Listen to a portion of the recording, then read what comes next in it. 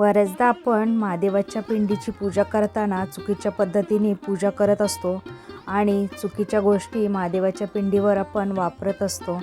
तर अशा न करता चुका आपण कोणत्या गोष्टी महादेवाच्या पिंडीची पूजा करताना वापराव्यात आणि कोणत्या गोष्टी आपण वापरू नयेत या संदर्भात आज मी तुम्हाला थोडक्यात माहिती सांगणार आहे. तर व्हिडिओ शेवटपर्यंत नक्की बघा. हॅलो, नमस्कार, श्री स्वामी समर्थ. मी रेश्मा तुम्हा सगळ्यांचं रेश्माच्या दुनियादारीमध्ये पुन्हा एकदा स्वागत करते. घरात किंवा देवघरात महादेवांची पिंड ठेवावी, मूर्ती फोटो ठेवू नये.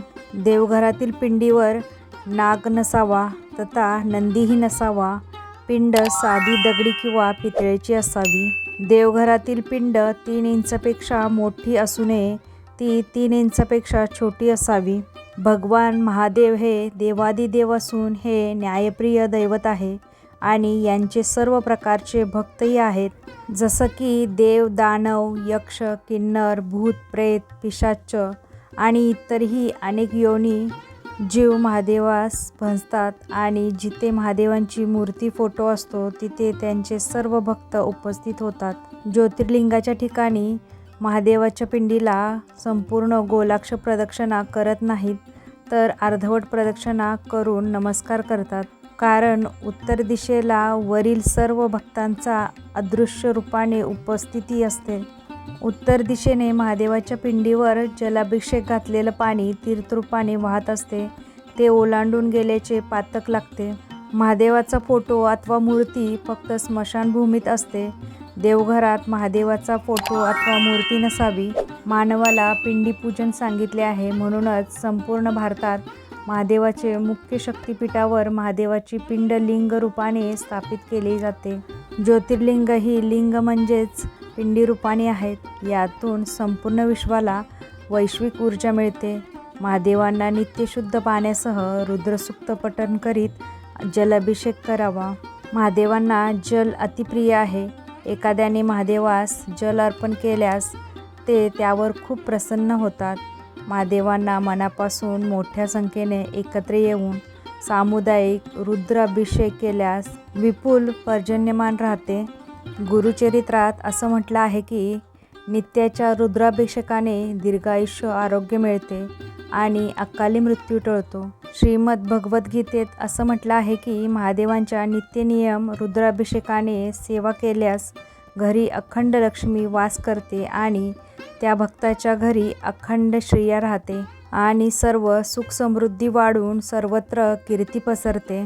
या 7 वस्तू भगवान शंकरांना कधीही अर्पण करू नका.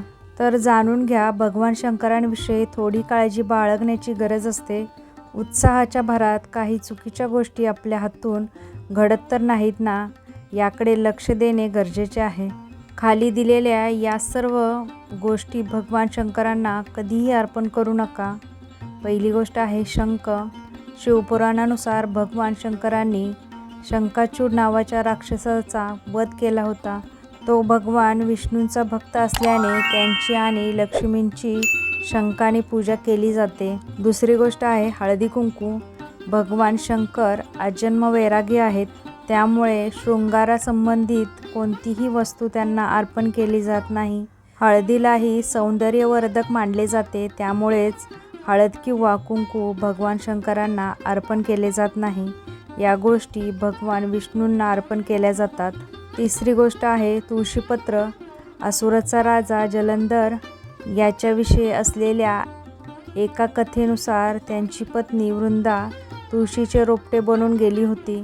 भगवान शंकराने जलंधरचा वध केला होता, त्यामुळे भगवान शंकराच्या पूजेत तुळशीपत्र न वापरण्याचा पण वृंदाने केला होता. चौथी गोष्ट आहे नारळ पाणी. नारळाच्या पाण्याचा भगवान शंकरांवर अभिषेक केला जात नाही. नारळाला लक्ष्मीचे रूप मानले जाते, म्हणून शुभ कार्यात नारळाचा वापर करून त्याचा प्रसाद म्हणून वापर केला जातो. पण भगवान शंकरांना अर्पण केलेले पाणी निर्माल्य होते. पाचवी गोष्ट आहे उकळलेले दूध. उकळलेले दूध किंवा बाजारात मिळणारे पॅकेटमधील दूध कधीही भगवान शंकरांना अर्पण करू नये. त्यापेक्षा गंगाजलाने अभिषेक करा. बाजारात मिळणारे पॅकेटमधील दूधही उकळलेले असते, त्यामुळेच त्याचा वापर करणेही टाळावे. 6वी वस्तू आहे केवड्याचं फूल.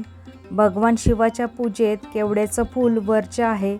शिवपुराणानुसार ब्रह्मदेव आणि विष्णूंच्या वादात खोटे बोलल्यामुळे केवड्याला भगवान शंकरांनी शाप दिला होता. 7वी वस्तू आहे कुंकू किंवा शेंदूर. कुंकू किंवा शेंदूरचा वापरही भगवान शंकरांच्या पूजेत करण्यात वर्ज्य केला आहे. तर तुम्ही सुद्धा या गोष्टी लक्षात ठेवून शिवपूजा करू शकता. तुम्हाला जर आजचा व्हिडिओ आवडला असेल तर व्हिडिओला जास्तीत जास्त लाईक करा, शेअर करा आणि सबस्क्राईब करायला विसरू नका. लवकरच भेटूया आपण उद्याच्या नवीन व्हिडिओसोबत. तोपर्यंत सगळ्यांना श्री स्वामी समर्थ. जय जय स्वामी समर्थ.